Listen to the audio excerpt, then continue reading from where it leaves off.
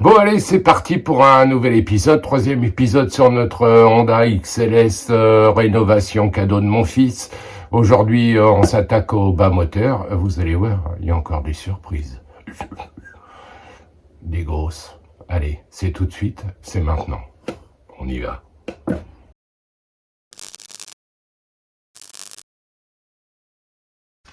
Bon, après avoir démonté et puis passé un petit peu de temps à m'éclaircir les idées, donc on avait démonté le moteur, un piston, cylindre, et puis en regardant bien, je dis quand même le cylindre et le piston m'ont l'air mouse costaud. Et donc je le prends, je le mesure, et là je suis à 62, 61 de diamètre. Et en regardant sur la revue technique, un piston pour un 125 XLS, c'est 56. Alors, donc, et effectivement, en regardant comme ça, je me suis dit, à mon avis, c'est déjà un moteur qui avait été quitté. Je pense que c'est un kit minimum 150, voire 170. Et si ça avait été un 125 ou exactement 124 cm3, ça devrait se retrouver là. Et là, en fait, j'ai EM et j'ai pas de cylindrée. Donc pour moi, c'est déjà un moteur qui a été quitté. Et 170 cm3, je suis pas étonné que c'est fait un serrage, parce que ça emmène pas assez d'huile pour le taux de compression. Et donc résultat des courses, dedans il y avait un segment qui était pété, et là un énorme serrage, on voit bien ici et surtout là, et même à l'intérieur un petit peu. J'avais eu du mal à le démonter, donc ça c'est mort. Alors je pense que je vais recommander un cylindre, un kit cylindre piston en 125, parce que ça suit pas la cadence, et si on veut rouler plus fort, on prend une cylindrée carrément plus forte, mais avec un bas moteur qui est quand même conçu pour ça. Alors la seule question, j'espère qu'ici sur les deux carters, les deux demi-carters bas moteur, ça n'a pas été trop réalisé, que j'ai assez de support pour poser mon cylindre. Je pense que ça devrait le faire. Je sais que Honda avait, à partir de 85, avait forcé un petit peu ici le réalisage, parce que ils vendaient quand même pas mal de kits 150, et pour que ça passe. On va voir comment ça va se passer. Et puis voilà. Donc j'ai reçu ma pochette de joint complète, tout moteur.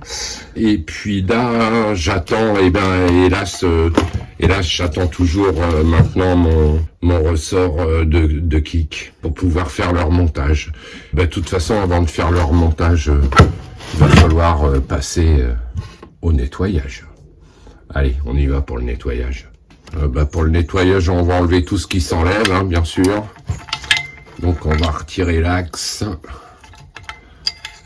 Hop, on continue à le remettre dans le bon sens, ça évitera les boulettes.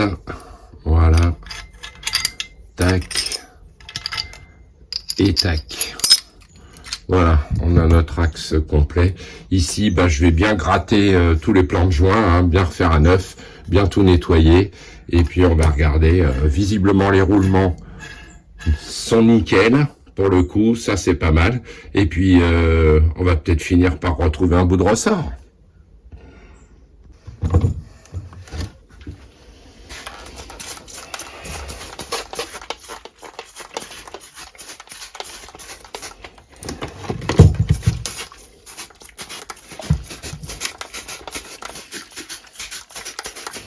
Alors, je vais en profiter vraiment pour faire un gros nettoyage des carters, comme ça ce sera nickel, et on aura un moteur tout clean, et ça sera sympa.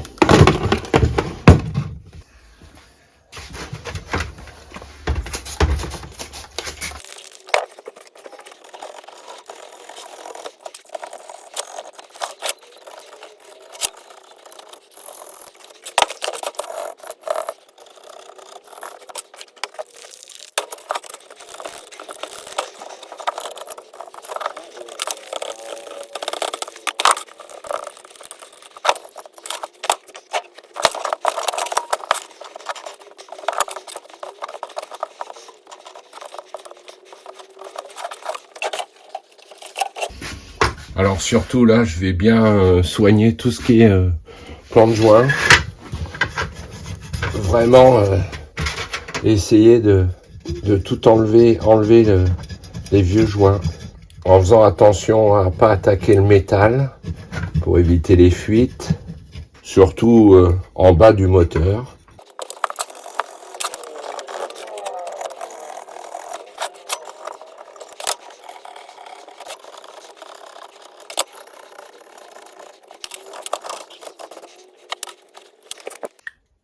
Bon, maintenant que j'ai enlevé le plus gros, je vais passer à quelque chose de plus violent pour bien nettoyer mes plans de joint ici.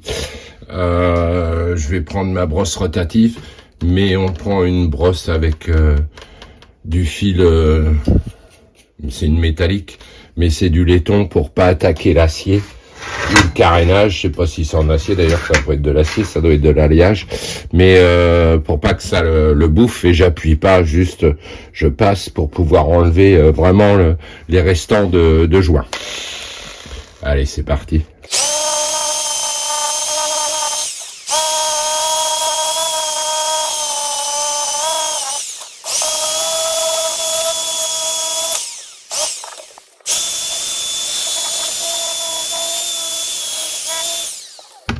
Bon, on commence à être pas mal.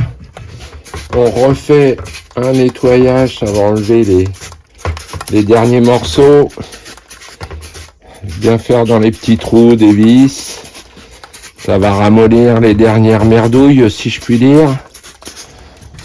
On va essayer de lui donner toutes ses chances pour repartir, je dirais. Voilà.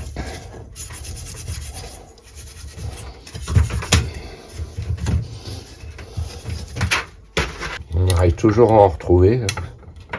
On nettoie bien le roulement pour lui virer d'éventuels copeaux de métal, vu comment que ça avait pris. Voilà.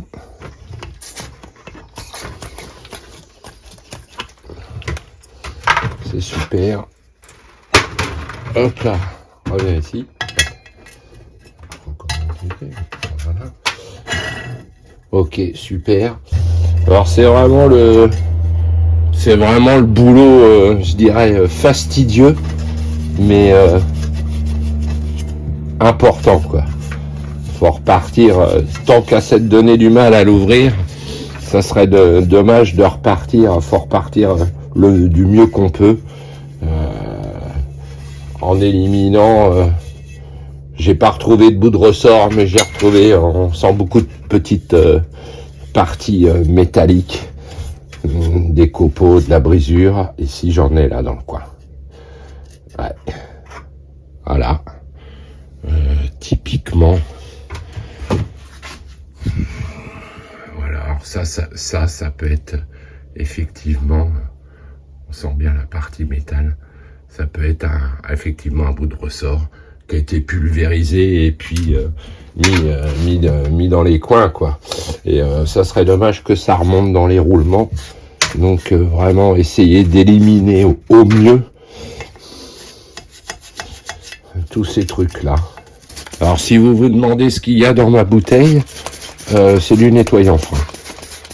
Bon, je vais lui passer un bon coup de soufflette. Je vous quitte et le temps que je lui fasse un coup de soufflette, et puis on se retrouve après. Bon, maintenant que ça a été passé à la soufflette, que c'est bien propre, qu'il n'y a quasi plus de déchets ou de dépôts ou de vieille huile, bien sûr, j'ai nettoyant frein. Surtout, ce que je vais faire, c'est bien regraisser mes roulements maintenant, avec de la graisse spéciale roulement, parce que comme ça a été vraiment enlevé avec le nettoyant frein, toutes les huiles, ça risquerait de prendre cher au redémarrage. Donc on va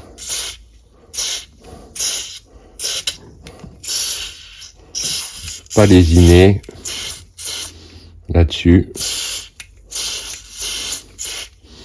Pareil pour le petit ici.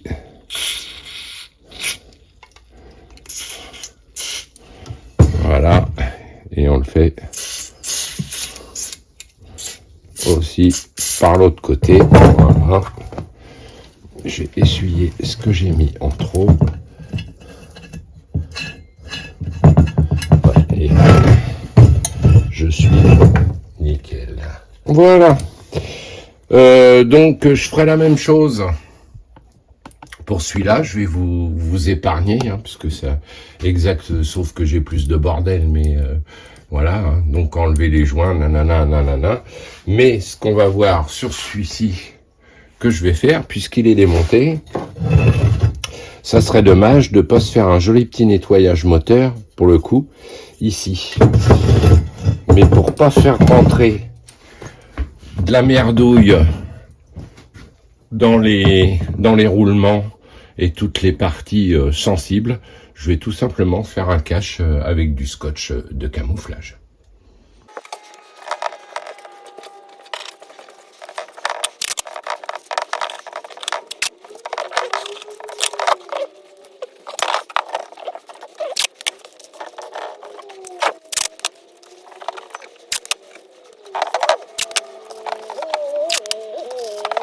Voilà.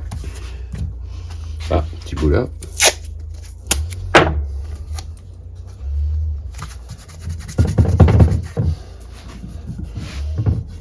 J'ai plus qu'à prendre un truc qui coupe bien pour faire les bords. Faut pas que ça me gêne. Alors beaucoup de... Moi aussi, je l'ai fait. On les refait à la peinture. Moi, j'aime pas. J'aime pas les refaire en peinture, les carters moteurs, parce que inévitablement, surtout sur un trail ou une moto qui va faire entre guillemets quelques chemins, on se prend toujours un caletard à un moment ou à un autre, et la peinture elle s'écaille, ça c'est clair. Et moi je préfère vraiment mettre le métal à nu, je trouve ça plus sympa. Mais après c'est vraiment une question de goût.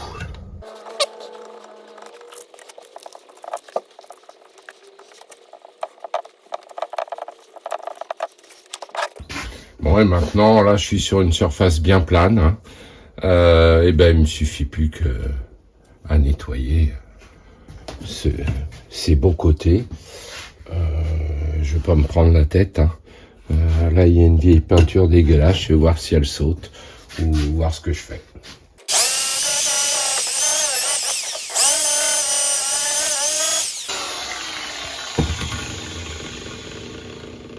Alors voilà, c'est tout à fait le style que j'aime. J'adore ce rendu. Je vais essayer de vous montrer ça. Voilà. Hop. Attention au réglage. Voilà. Et là, c'est vraiment le rendu métal ici que j'aime. Je trouve ça bien. Voilà. Plutôt qu'une mauvaise peinture comme ça qui au fil du temps s'écaille. Alors sur les dessus, vous voyez, en fait, voilà, on revoit bien le métal et on voit bien la peinture. Donc je vais rendre la bête comme ça partout. Et puis les derniers carters, le carter d'embrayage et le carter d'allumage, je crois que je vais les peaufiner un chouille de plus. Allez, je continue mon petit beans. Et puis là, je finis mon carter, je vous montre ce que ça donne. Et puis je m'occuperai du grand et on se retrouve après.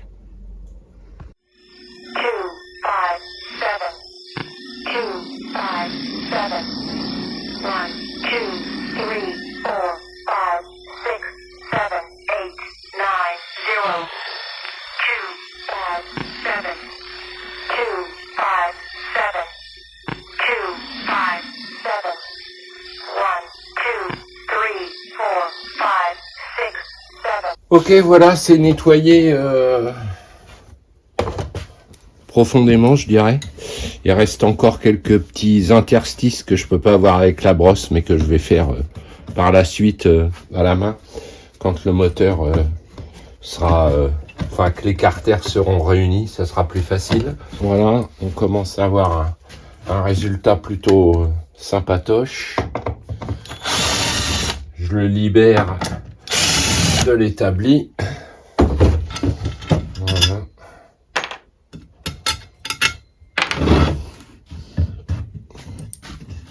Et là, je trouve qu'on a un rendu qui va être très sympa. Je vais ici sur le haut, là, je peux pas le faire à la brosse métallique. Je vais le faire à la paille de fer 000 à la main pour faire sauter vraiment les petits restants de peinture. C'est pas ici qu'on les verra le plus. Allez, je peux enlever la bande cache, plutôt pas mal. Je peux enlever ça. Voilà. Je fais attention à pas laisser de collants sur les plans de joint. Je me suis embêté à les enlever. Donc voilà, impeccable. Un bon coup de shiftir. Et on est vraiment plutôt pas mal.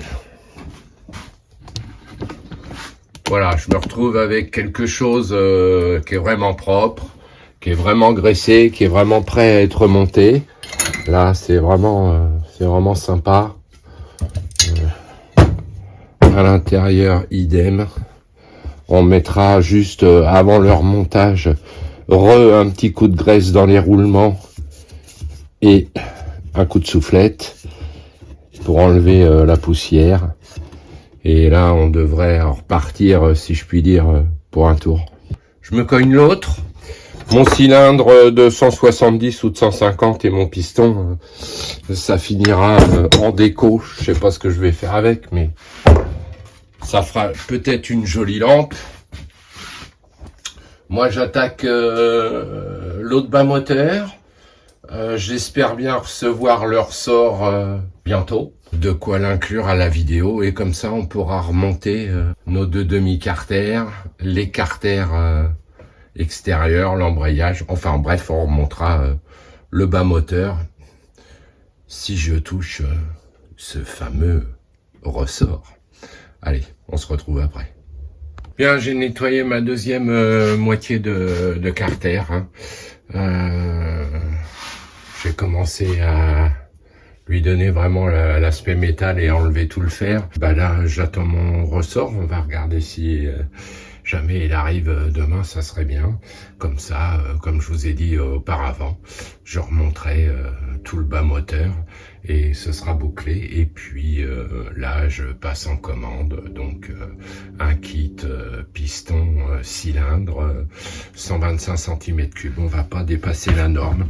Parce que à l'intérieur quand même on voit que le fait du serrage, le moteur a souffert. J'ai retrouvé pas mal de limailles, de petits bouts de ferraille, sans compter ce bout de ressort que je cherche partout. Mais j'ai bien peur qu'il ait été pulvérisé, qu'il ait été pris certainement dans les dents de la boîte de vitesse ou sur quelques engrenages. Mais en tous les cas, j'ai pas retrouvé le morceau.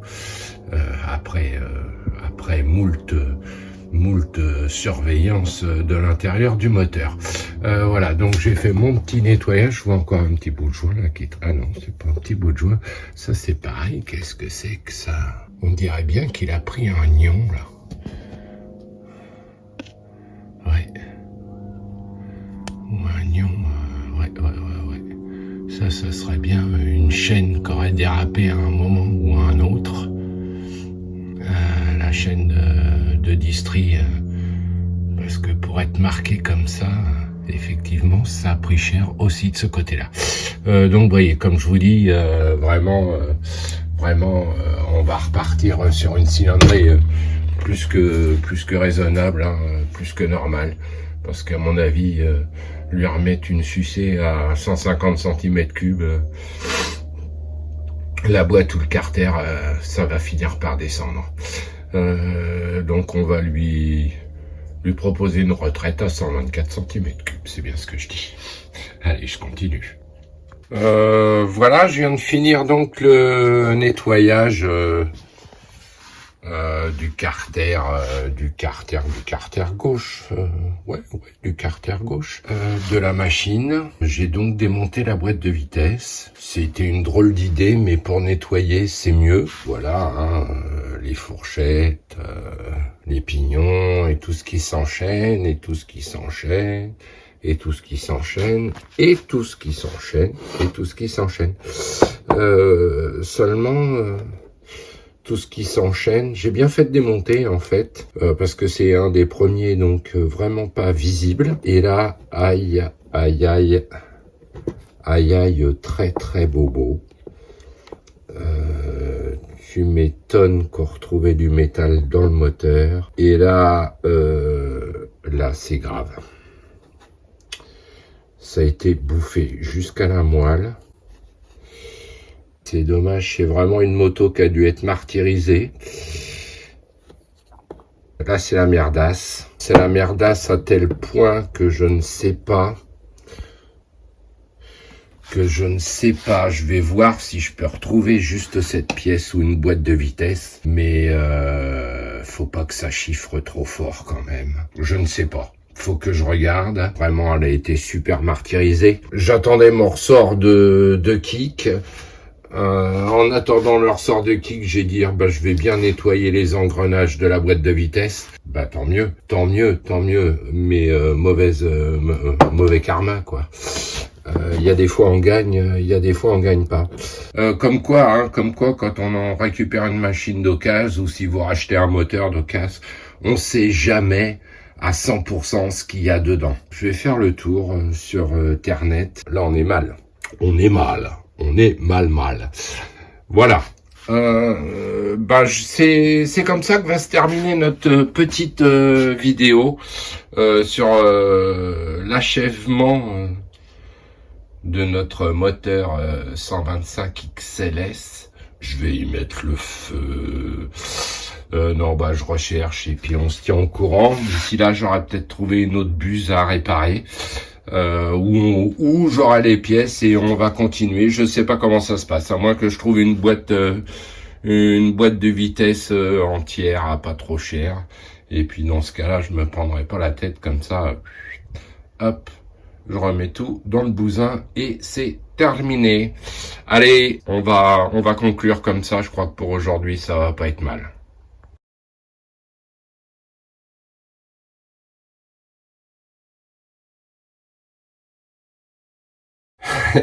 Et voilà, c'est sur cette bonne grosse bouse de fin qu'on va se dire au revoir. Merci à tous de me regarder. N'hésitez pas à vous abonner. Vous avez vu, il va y avoir du boulot ou du boulot ou de la destruction, je ne sais pas encore. Faut pas que ça me prenne trop la tête non plus et que ça me coûte pas trop cher parce que c'est un cadeau de mon fils. Faut que j'y arrive. Je vous dis à bientôt. Merci de m'avoir regardé. Allez, salut à tous. Abonnez-vous, laissez la cloche, boostez, faites tout ce que vous voulez. Allez, salut.